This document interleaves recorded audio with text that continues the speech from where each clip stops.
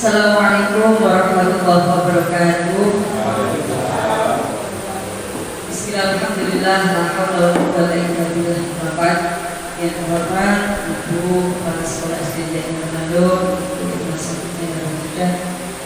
dan Bapak Ibu guru beserta tenaga pendidikan SD Jati Manado. Puji syukur alhamdulillahirabbil alamin.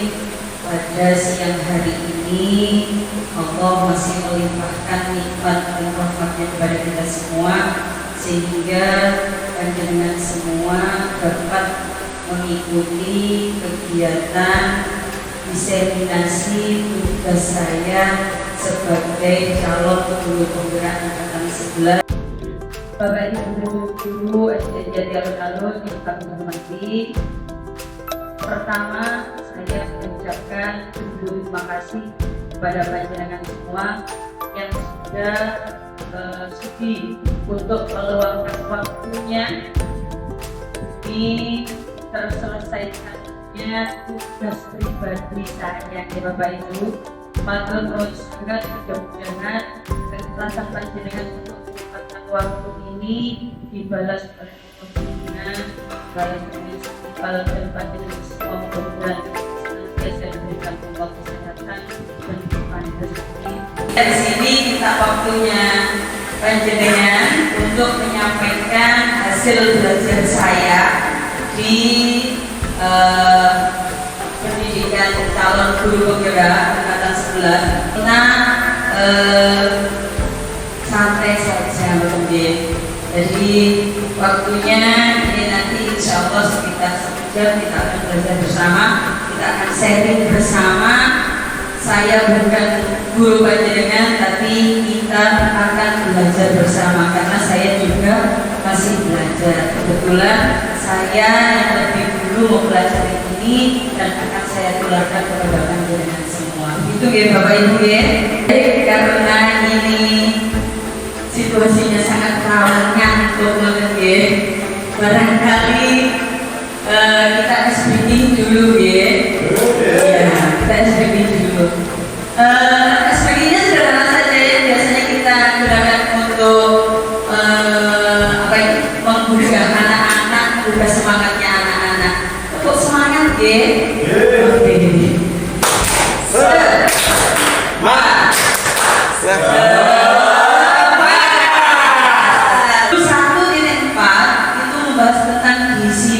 Positif. Mungkin di benak panjenengan sudah tergambarkan disiplin positif. Oke, pasti jenengan sudah memiliki anak-anak disiplin positif. Mungkin dari Bapak Ibu ada yang bisa mendefinisikan apa itu disiplin positif. Barangkali dari Bapak Ibu tadi kan punya anak-anak, disiplin positif ini bisa mengartikan apa itu disiplin positif. Oh iya, silakan Pak Kolek. Atas waktunya, materi yang sangat menarik sekali. Menurut saya pribadi, disiplin positif adalah menumbuhkan anak melalui pendidikan tanpa menggunakan hukuman atau dia dalam membentuk karakter disiplin, sehingga nanti memiliki formula sendiri melalui manajemen pendidikan, sehingga disiplin itu akan terbentuk tanpa harus menggunakan hadiah atau hukuman. Terima kasih. Terima kasih Pak Malik. Sekali jawaban Pak Malik luar biasa. Itulah yang dimaksud dengan disiplin positif. Akan saya jelaskan lebih lagi ya Bapak Ibu. Nah, di bawahnya ada kata restitusi. Ini yang jarang sekali kita dengarkan. Restitusi apa itu? Nah, kita nanti kita bahas di dalamnya bersama-sama.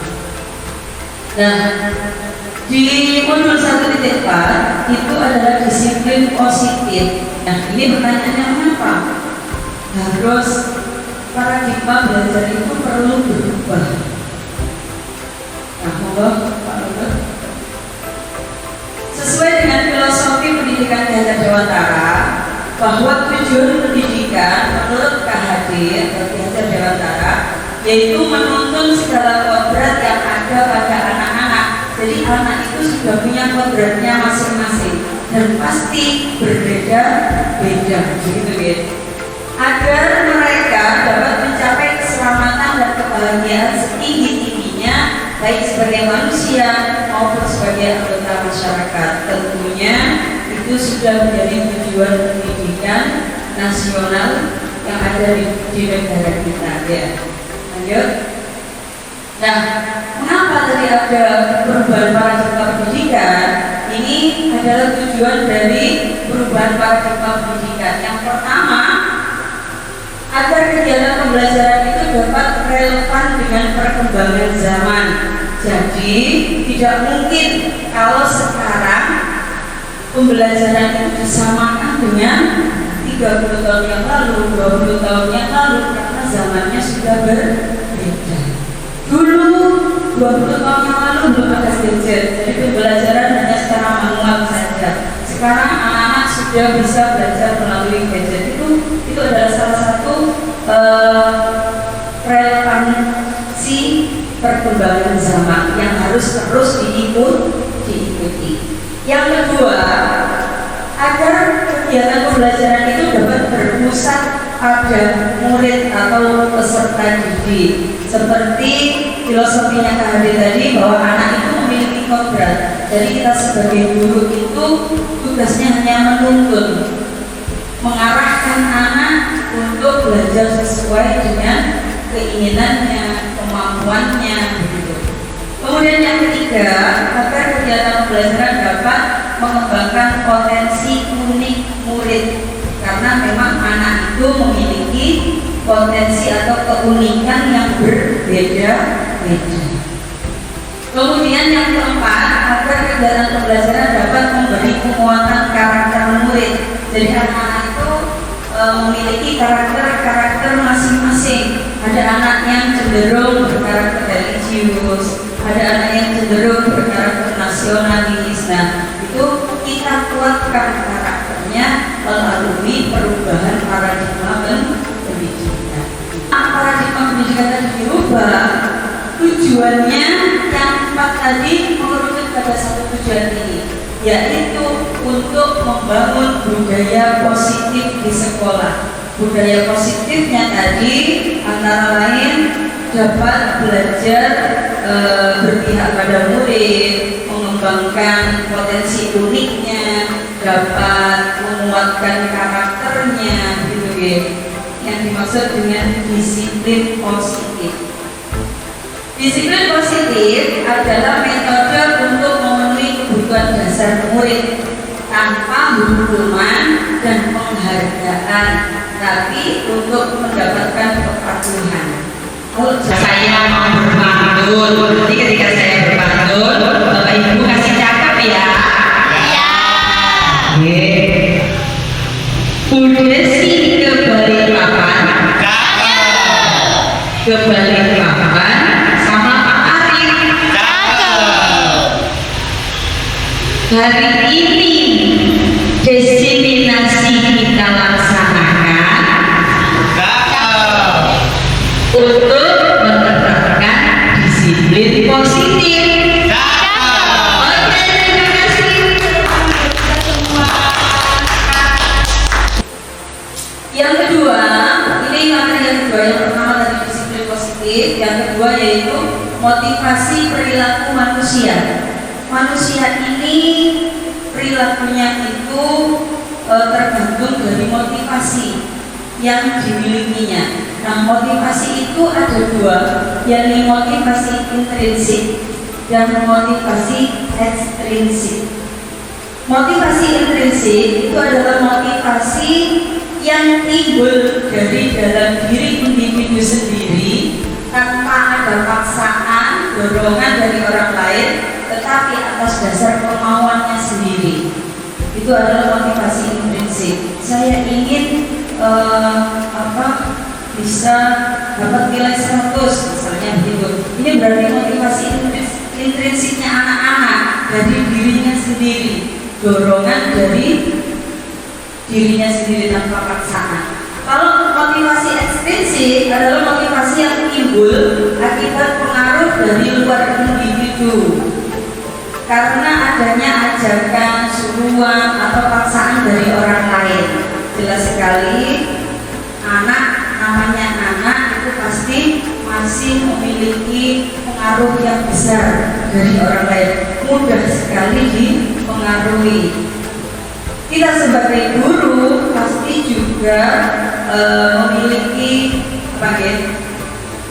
keleluasaan untuk mempengaruhi, mengajak anak menjadi anak yang lebih disiplin.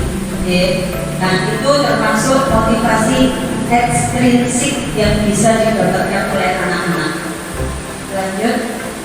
Nah, ini contohnya motivasi antara intrinsik dan ekstrinsik. Kalau ekstrinsik yang dari luar, misalnya guru memberikan di awal pembelajaran menyampaikan anak-anak nanti yang bisa menjawab saya beri stiker bintang gitu. Jadi ini dorongan dari gurunya, dorongan dari luar. Hadiah, mendapatkan hadiah atau takut karena dihukum, ini berarti motivasi ekstrinsik. Terus mengalahkan lawan, takut dimarahi, ini termasuk motivasi ekstrinsik. Kalau motivasi intrinsik yang berasal dari diri anak-anak sendiri itu biasanya seperti rasa ingin tahu dari dirinya sendiri. Oh, saya ingin belajar perkalian. Ya berarti dia rasa ingin tahunya dari dirinya sendiri. Kemudian rasa memiliki, menggemari sesuatu, ini berarti motivasi dari dalam dirinya. Ingin menjadi seorang yang ahli, ingin merasa bermanfaat, ini berarti motivasi dari dalam diri orang tersebut atau manusia. Nah, sekarang dari motivasi itu pasti manusia ini berusaha untuk memenuhi kebutuhannya. Dari motivasi-motivasi tadi, baik secara intrinsik, ekstrinsik, pasti manusia memiliki tujuan untuk memenuhi kebutuhan. Baik Bapak Ibu, untuk masuk ke materi berikutnya yaitu tentang 5 kebutuhan manusia yang ingin dipenuhi. Pasti Bapak Ibu juga memiliki kebutuhan yang ingin dipenuhi. Ya Bapak Ibu. Jadi ini sebelum saya masuk di penjelasan tentang 5 kebutuhan manusia yang ingin dipenuhi, saya ingin Bapak Ibu mengisi sedikit ini dengan satu kebutuhan panjenengan yang sangat ingin dipenuhi saat ini. Itu ya Bapak Ibu. Saya berikan sedikitnya.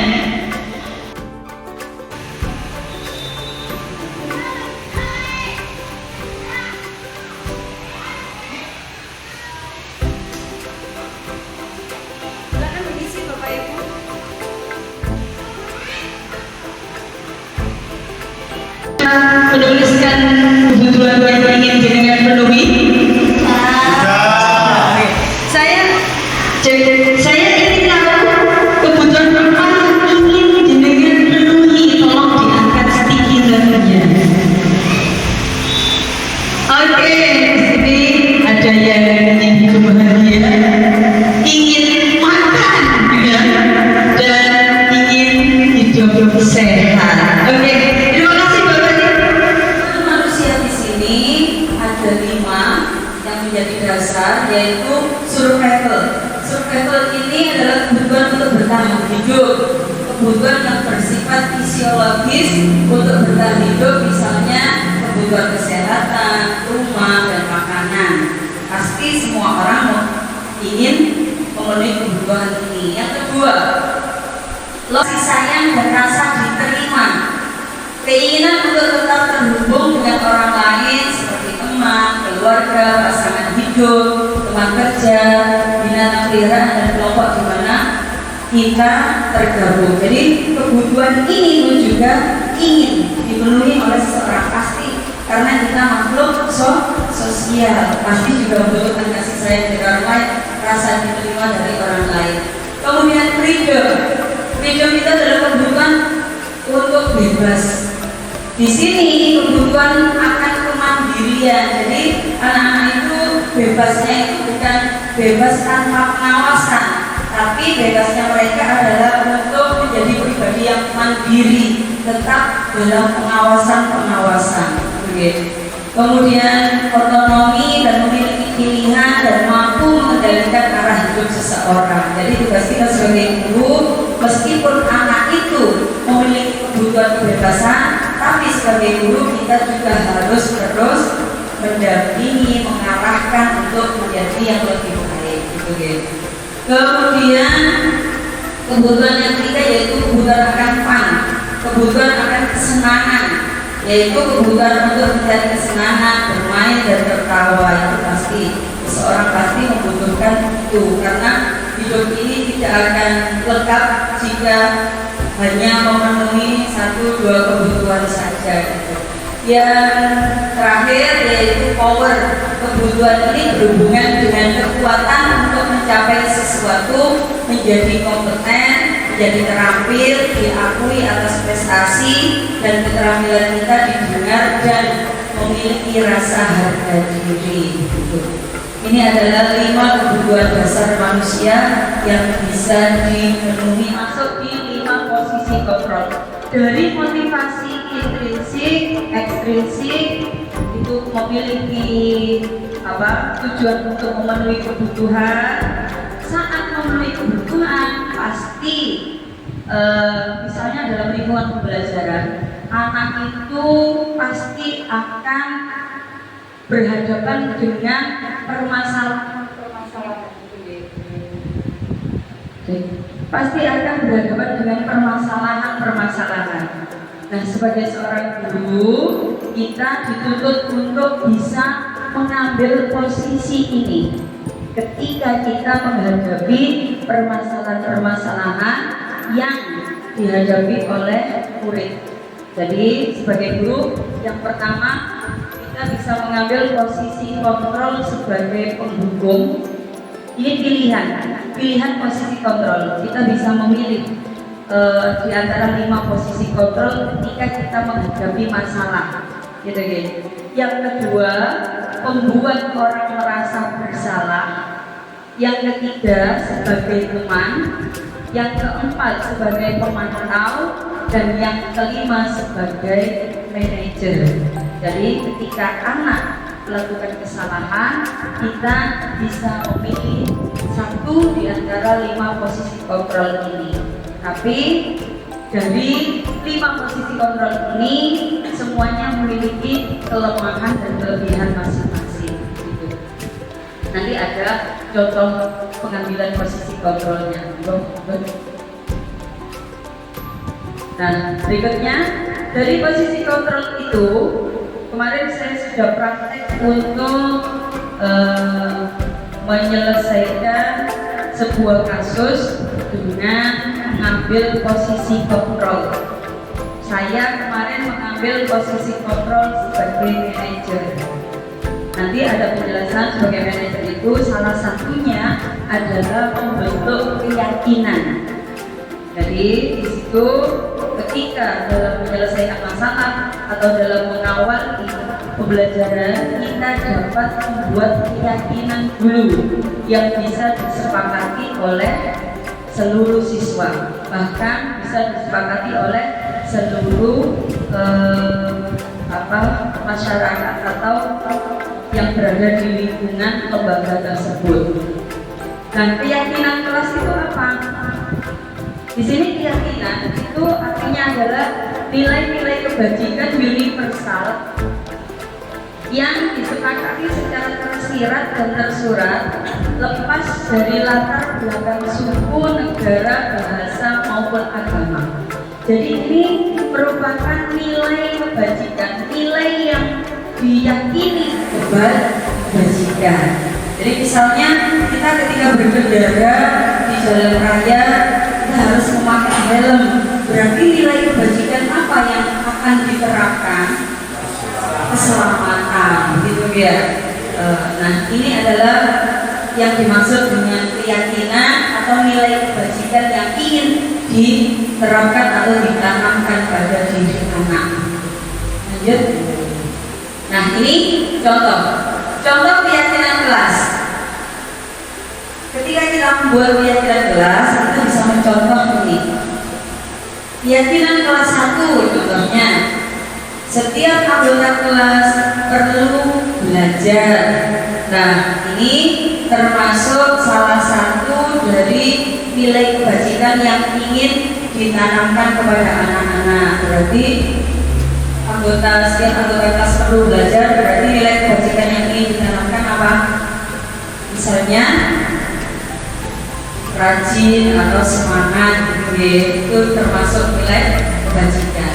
Setiap anggota kelas perlu senang gitu, berarti nilai kebajikan yang ingin diterapkan adalah misalnya bahagia, kebahagiaan gitu ya. Nah, bagaimana cara membuat keyakinan kelas atau keyakinan sekolah? Ini caranya dan aturan-aturannya. Satu, keyakinan kelas itu bersifat lebih abstrak daripada peraturan yang lebih rinci dan konkret. Kemudian yang kedua, keyakinan kelas berupa pernyataan yang universal seperti kalimat-kalimat tadi, kata-kata tadi.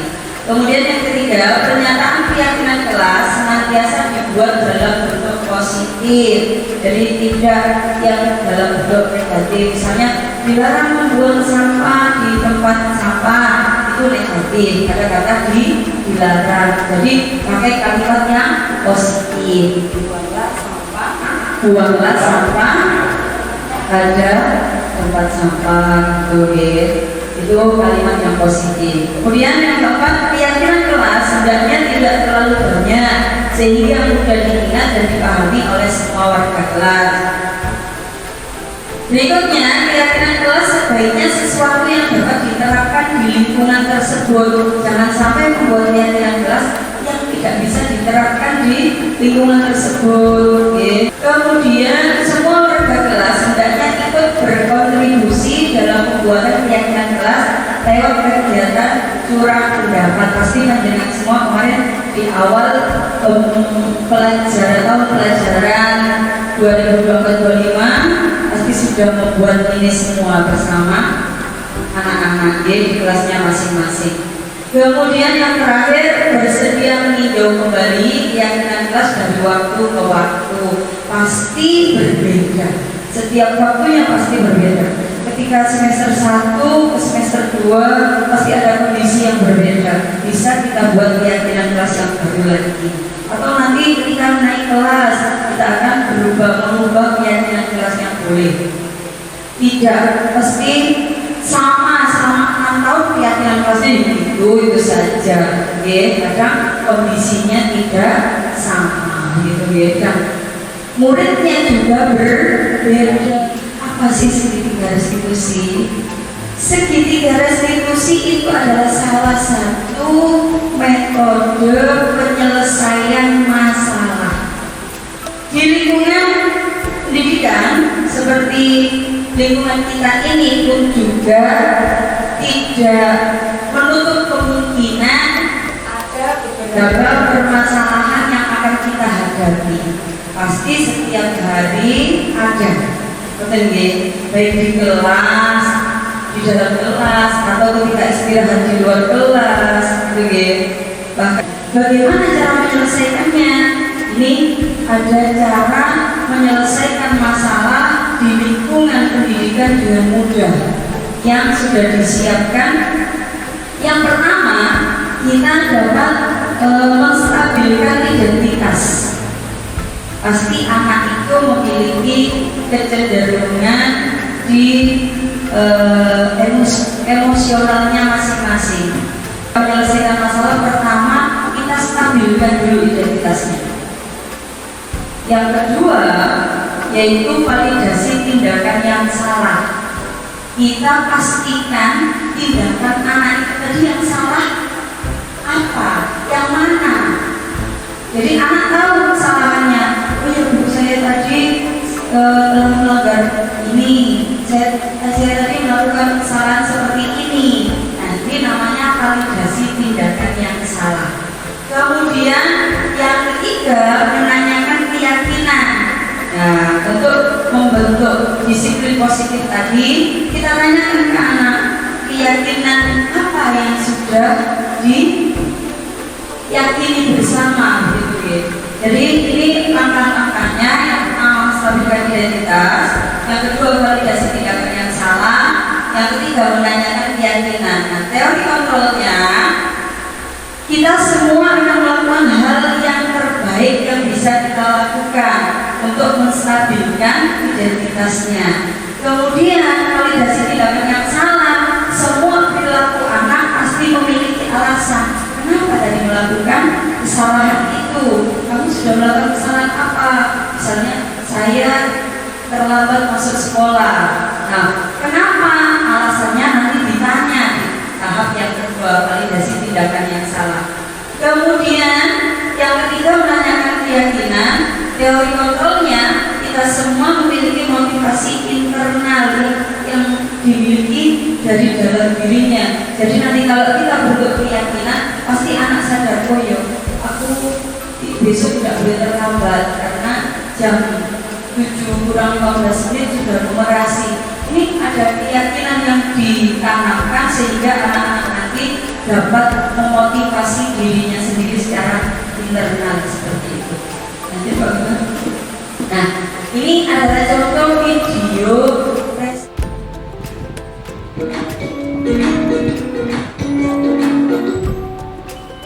Salam bahagia Ibu dan Bapak Guru hebat.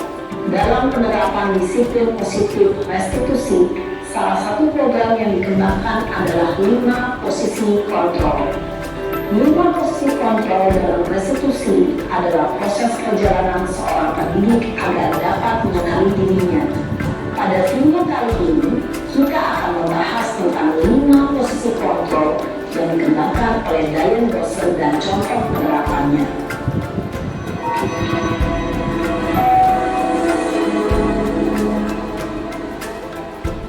5 posisi kontrol itu adalah 1.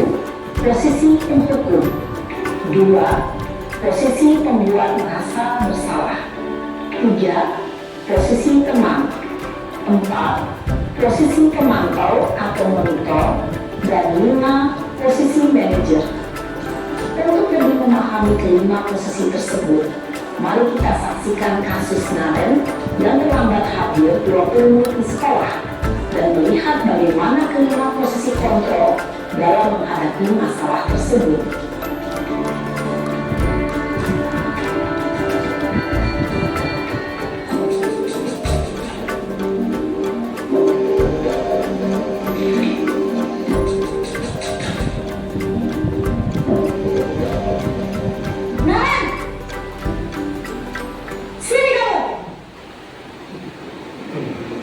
Selamat pagi, Bu. Selalu terlambat. Kamu deh, pasti terlambat. Maaf, Bu. Saya Apa? Apa coba? Alasan kamu apa lagi? Kapan sih kamu tidak terlambat? Malas sekali ya kamu jadi anak. saya Dasar pemalas. Gak kapok-kapok sih kamu. Sudah berapa kali terlambat? Sana, kamu keliling lapangan basket 2 kali. kenapa saya harus ke lapangan basket, Bu? Kenapa? Kamu lawan ibu. Berani-beraninya jawab. Sudah terlambat, masih berani jawab enggak? Sekarang, keliling lapangan basket 5 kali sekalian. Biar kapok. Cepat. Pergi sana ke lapangan basket. Posisi penghukum biasanya berbicara dengan nada tinggi, menghardik, menunjuk-nunjuk, menyakiti, dan menyindir. Hukuman bisa berupa fisik maupun psikis. Ibu dan Bapak Guru hebat, dampak yang terjadi pada murid ketika guru berada pada posisi penghukum adalah murid cenderung akan memberontak, bahkan menyimpan dendam.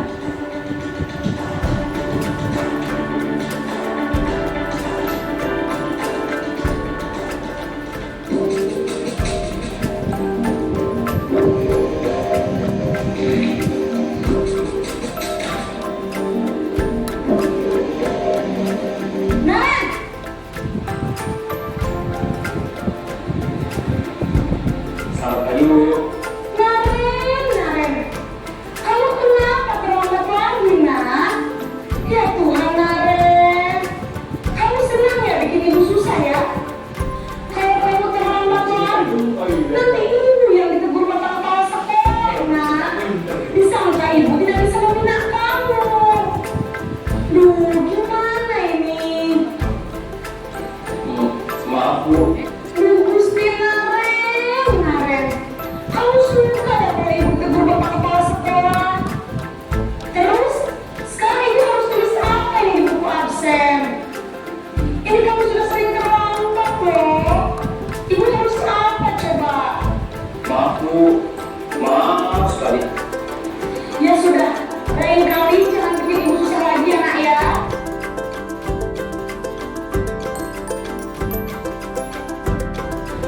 Faro, apa Faro tahu kenapa dipanggil ke ruangan ini? Kenapa? Tidak memakai ikat pinggang. Karena tidak memakai ikat pinggang. Apa itu termasuk kesalahan? Iya. Ya, wajar sekali setiap orang pernah melakukan kesalahan karena manusia itu tempatnya sama. Ya, Faro, kenapa tidak pakai ikat pinggang? Karena rusak. Rusak. Sejak kapan rusaknya? Kemarin Kenapa kok bisa rusak? Coba ceritakan ke kita. karena disenggol sama teman. Disenggol sama teman. Apanya yang rusak? Besinya. Besinya. Kemarin berarti Faro masih pakai ikat pinggang. Hari ini tidak pakai ikat pinggang karena rusak. Apa Faro sudah coba memperbaikinya? Sudah, terus? Ini tidak bisa. Faro tahu nggak aturan di sekolah kita? Apa? Memakai atribut pinggang. Nah, itu adalah keyakinan sekolah kita yang sudah disepakati bersama bahwa harus memakai atribut lengkap termasuk ikat pinggang. Faro tahu kalau itu merupakan kesalahan. Ya, apa Faro nanti akan berusaha untuk memperbaikinya? Bagaimana cara kamu? Bisa memperbaiki ikat pinggangnya sendiri? Tidak. Terus? Tidak terluka. Oke. Kira-kira besok Faro bisa pakai ikat pinggangnya? Oh, bisa. Nanti minta tolong ayah. Ya. Berarti cara Faro memperbaiki kesalahan Faro adalah dengan memperbaiki ikat pinggang. Ya. Harapannya Bu Aziza besok Faro sudah memakai ikat pinggang lagi. Ya. Pagi-pagi Bu Aziza ketemu Faro sudah pakai ikat pinggang. Jadi nanti minta tolong ayahnya ya. Ya, terima kasih. Faro sudah bersedia untuk memperbaiki kesalahan. Mudah-mudahan kedepannya tidak mengulangi kesalahan lagi. Ya, terima kasih. Saya persilakan kembali. Apa Dito tahu mengapa dipanggil ke ruangan ini? Tahu. Dito melakukan kesalahan? Iya. Wajar sekali ya, setiap manusia pasti pernah melakukan kesalahan. Ya, karena manusia itu tempatnya sah. Bapak Ibu, kegiatan seminar kita hari ini telah berakhir dengan kesimpulan, yaitu sesuai dengan filosofi pendidikan belajar dewasa bahwa tujuan pendidikan menurut KPP yaitu menuntut segala berkah pada anak agar mereka dapat mencapai keselamatan dan kebahagiaan yang setinggi-tingginya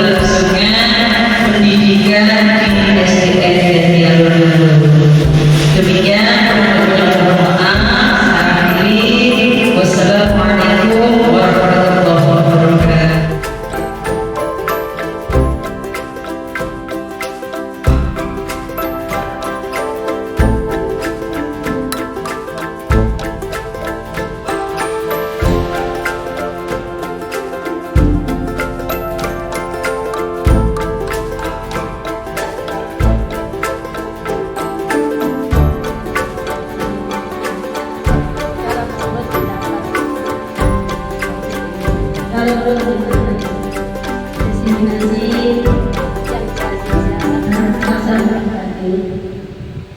Insya Allah menurut kami semua, Insya Allah sudah bagus sekali. Semoga ini menjadikan tolak ukur atau menjadikan teladan bagi teman-teman atau teman-teman juga siswa Indonesia dan Indonesia. Jadi saya kemudian